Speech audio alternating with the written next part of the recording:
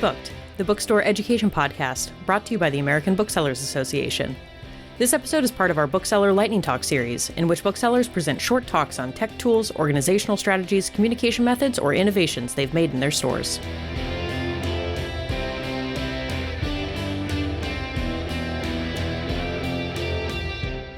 So I'm going to talk about partnering with community organizations and just generally people in your community. And I did make a handout that'll be available with the other resources, but there it is. But yeah, so for the past several years, we've done a lot of different sort of collaborations with people in the community, whether it's something on a small scale, like having a local artist or a local author come in and be a part of running the festivities for that day, all the way to having a ticketed evening event that's with a local organization. So some of the ways that you can do that you can incorporate local artists or creators is reach out to the people who, you have zines from. If you have things on consignment, is there a local author that lives in your community? Some of the stuff that we'll do is we'll have people do a little pop-up. So for example, we've had zine artists do a pop-up. We set them up in front of our graphic novel alcove. Sometimes we'll give them, supplies to make mimosas to give out for free to customers, or coffee or cookies or something to draw people in and engage, with the people that have the stuff in your shop and the people who come into shop. We also have done sort of like ticketed events in the evening with local organizations. And I'm putting ticketed in air quotes because the way that we do it is we're asking for people to sign up in advance, not necessarily because we are trying to make money from this event, but because we want to have sort of a guaranteed audience for the guests that we've brought in to participate. So what we do is we make it a sliding scale donation-based thing, to have people put down, $1 to $5, so that they're putting it on the calendar for real, and they're probably really going to show up.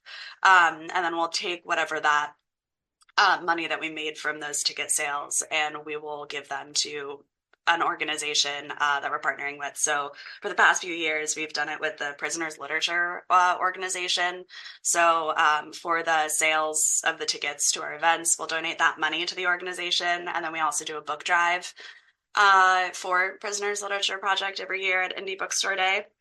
But the actual event that we do changes every year, and they're very different from each other. So a few years ago, we had a local storytelling podcast do a haiku battle and pun off. And that was really fun. We had a lot of great engagement from that.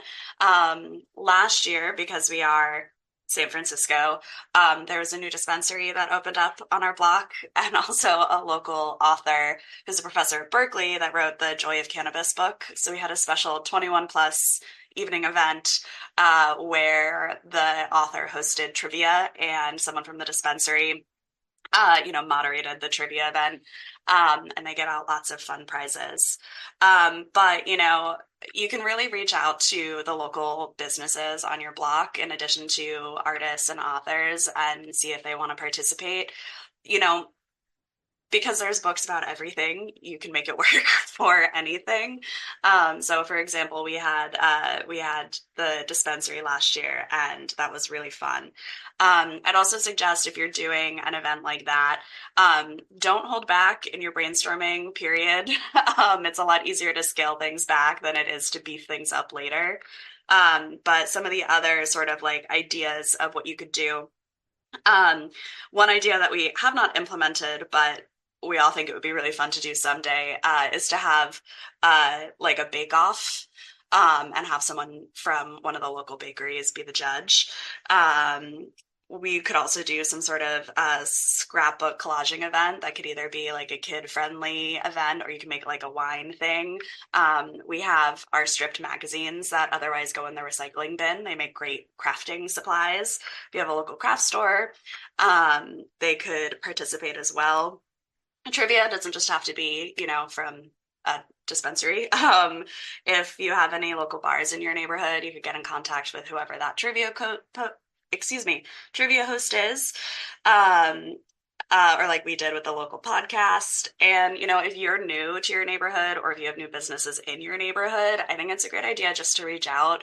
You know, Bookstores are such an important part of the community that I think bringing the rest of your neighborhood, if you can, into your independent bookstore day really sort of cements that for people. There's also the opportunity for cross promotion. You're reaching a lot wider people if the other businesses on your block are sharing your stuff on social media. If there's flyers, you're reaching their customers, et cetera, et cetera. But it's been really fun and really successful. It's gotten a lot of people in the door. Some other ways that you can have relationships with places in your neighborhood is also using Independent Bookstore Day, like we do, as also a book drive for an organization or a supply drive. So that can be really fun. You can partner with a local school and make a donation to their library, the Prisoners Literature Project, like I've said, a local homeless coalition, shelter, food bank. That's another way to get people engaged and to get people in the door. One thing that I do want to say, if you are going to be making any sort of non-monetary donation to an organization, make sure you're talking with them beforehand. Certain places have certain restrictions on what they can accept, especially when it comes to a place like the Prisoners Literature Project, for example. We're a new and used bookstore, and they can accept used books, but they have to meet certain qualifications. You can't just donate anything. They have to meet certain requirements. But overall, I just think it's a really important way to engage with your community. And I think Independent Bookstore Day is a great time to do that. And I think that, like Ryan is saying in the chat, you really can get so creative. There's no reason to hold back. And I think the more kind of funky you get with it, the more people are going to engage with you. That's it. Thank you. That sounds so fun. Like, it just sounds so fun. The idea of like sitting in a room with your colleagues and just coming up with the most crazy and fun ideas. One of the questions I had for you is, especially say you're a new books, a new community, a new bookstore, in a new community. How do you approach other businesses about Independent Bookstore Day? Do you have a spiel down? Like, how do you introduce yourself and the concept of Independent Bookstore Day, especially if they're not interested in selling books necessarily? They have a whole other business that they're doing. How do you get them to feel they fit within this umbrella of Independent Bookstore Day? Yeah, I mean, I think emphasizing the part of, sort of opening your customer base to the community is helpful. So, for example, when we reached out to the dispensary that was down the street, they had recently had a robbery incident, and we didn't want to ask them to give us stuff, but we wanted to say, hey, this is an opportunity for if you want to give us any advertising materials you have, we can pass that out to our customers. And in my experience talking to other people on the block, people are really open to it, just a chance to engage with neighbors. And especially if you're not, that's the important part, not asking them for things, but sharing with them. I think that's how you can get other people engaged. Thank you, Eileen. I have one more question for all of you, honestly, just thinking about how you're bringing so many people into your store, into your space, and how it's a very busy time for you all. Does anybody feel like they need to take special security measures? Do you talk to your staff about anything they should be aware of in a crowded store? Is that part of your Independent Bookstore Day or holiday planning now? I can speak to that a little bit. We have a daily schedule that describes where everyone's roles are through the day and where they're supposed to physically be. And I know that not every store has a staff of a size that you would need to do that, but on Independent Bookstore Day and during the holidays, we always make sure that we have someone stationed in sort of the key parts of the store. So someone at the front door to greet people, or have more than one floor, someone at the top of the stairs to be available for questions. So we also schedule extra people on all of those days. We don't have extra security, but I think just making sure that staff knows that they will have to be sort of extra engaged that day can be really helpful. Yeah, same with us. We have a similar schedule set up where everyone kind of knows exactly where they are throughout the day. And there are certain roles that are kind of floating roles. Like we have someone who kind of answers the phone and like walks the bookstore, and like that's their job for that day as opposed to being on register. And for Indie Bookstore Day, I'm always just scheduled as event so that I can be anywhere that I need to be. And so last year I just posted up by the door and I was the greeter for that. So yeah, we don't do security. We've never needed to do that, but we bulk up the staff for that day. We make sure we have extra people who can help on registers and just sort of like milling about the store, helping folks. Mm-hmm. And on that same note too, I know that not all staff members are super enthused to be working on Independent Bookstore Day, because it is like working a December Saturday, but in April, and that can be a little overwhelming. So I always try to make people's tasks on the schedule that day really short. You're not doing things for more than an hour, 2 hours max, so that people don't get burnt out on a single task. Like greeting people at the front door can get really draining after a while. So breaking up the day into these little bite-sized pieces make it a lot easier for everyone to have enough energy to participate. Great, thank you. We still have some time here. We're at 3:30, so I would love to open it to all of you who are in the room for an idea sharing. If you all have an idea you want to share about how you market or how you display Independent Bookstore Day merchandise, or how you organize your staffing or your back room, or anything that you think would be helpful or interesting to others on this call, please feel free to raise your hand and share. It's a good time. There's so many of you here to share ideas.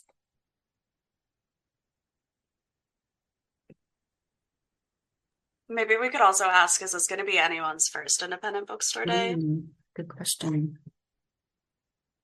Yeah, like if this is your first Independent Bookstore Day, what questions do you have? And no question is stupid. I don't want to use the word stupid, but like all questions are acceptable. We do have a question in the chat, actually. Does anyone make their own store merch for Independent Bookstore Day? And these are questions for all of you. It doesn't have to be just the panel responding. So feel free to jump in. We're all very friendly. Terry, you have your hand raised. Yeah, I'm from UC San Diego Bookstore, and all of my staff are part-time student booksellers, and in the past we've done our own pins, just like little buttons for our store, and they've been really popular. Like just a little button. We've done that, and we've also done pamphlets that when we've had artists that have wanted to do that, and we would put like a special word in on our Facebook page or Instagram channels, and say the first 50 people that come into the store on Indie Bookstore Day and that say this secret word, Watson, will get this booklet. And we would do things like that. One thing I was going to just mention from because we do a book crawl here in San Diego as well. There's 13 stores currently participating, but this year one of the things that one of the booksellers from Warwick's actually suggested was getting on Discord to go back and forth to discuss ideas, because we would get these like insane trails of email that we just couldn't keep track of. But the Discord, something that I never thought I would be able to like figure out, is super easy and fun. So that would be my idea to suggest. We have 2 questions. One is, what is Discord? Ryan, yeah, it's a chat room. But Terry, do you want to give a little more in-depth on what Discord is? Sure. I don't know as much about it, but I guess it started with like gamers would use it. And it's like you can do a whole lot of different things. You can create servers or channels. Like the way we're using it is for anything. Like you can create a channel that is just about the special merchandise, or a channel about staffing, or a channel about author appearances. Like you can put all these channels, and just keep all of the data within those channels instead of all over the place trying to search through your email.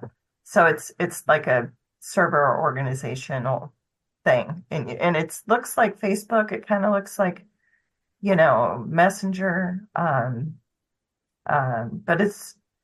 you can open up like Zoom calls right on it. You can, it's pretty cool. Yeah, thank you. Yeah, we use it for the children's group as our communication tool, and the functionality reminds me a lot of like Slack. So if you use Slack in your stores, it looks a lot like that. The other question is, when does merch arrive in the stores, Courtney? Yeah, I can answer that. That's perfect timing because I'm meeting with Ingram next week just to make sure things are on track for when they're supposed to be shipping out. So they should be shipping out first or second week of April. So I hope that answers that. Just depends on what part of the country you're in. And then if you ordered from Blackwing, so Blackwing pencils, they are running their own kind of shipment and invoicing. So I actually just talked to them today. They are reaching out to stores this week and next week, and their process is their own. I'm not sure when they start shipping, but I know you have to pay your invoice before they do. So that's important to note if you did order Blackwing. I hope that answers the question. Don't mute yourself yet, though, because there's a pre-shipment question about when does the IBD catalog, when is that actually available for members to preview and begin ordering? Yeah, so we'll be looking at next year at this point for those exclusives. So that usually opens up around mid-October, and runs through right before Thanksgiving. We send out usually a few weeks before it goes live for you to order the full catalog, so you can discuss with your staff or like share or just think about what you want to order. And we usually start, well, if that's on my calendar too, to start reaching out to publishers in the next couple of months for next year already, which is exciting. So yeah. I didn't mean to cut you off. Yeah. Sorry. Go ahead, Jen. I'll let you do the questions. Go for it. We have another question in the chat. Yeah. Will the logo remain the same for the foreseeable future? I'm curious of what the question is motivated by as well. Oh yeah, I am too, but y'all are just like hitting like right what we're thinking about. This is great. So it will not remain the same. So next year as an organization, ABA is turning 125. I think it's our 125th anniversary, and as part of that, we'll be doing some updates on a few things, and one of those is the IBD or Indie Bookstore Day logo. That is on my meeting agenda to talk with our senior graphic designer about to start planning that out. So if there are ideas, it won't have balloons. I know that was something that has been brought up to us, so we'll be changing that and the color scheme. So yeah, we're excited about it. Great question. Anything else? You have Courtney here in the room too, so any expert questions? Oh, thank you, Courtney. Courtney just dropped some information into the chat about different things people have done in the previous year. So take a look at that for sure. And Courtney, is there a way that members can respond to you or someone else, or is there like an email if they want to share what they've done and their successes? Oh yeah, that would be wonderful. I'll put the general, it's just IBD at BookWeb, that it goes straight to me and like a couple other folks, but I look at that daily. So that is the contact there. And for, I'd mentioned at the top of the meeting, if folks have ideas for content creators, you can email there or my, the one with my name in it. So. Great. Okay. Well, I want to thank you all for joining us. This has been great conversation. I hope that our attendees got a lot out of it. It looks like from the chat that you all did. So really glad you showed up. And thank you so much to all of our panelists who shared their knowledge and their ideas. Hope that this is a very valuable conversation for you. And we look forward to seeing what you do for this year. So please share. I'm very excited about that. So thank you again and have a great rest of your day.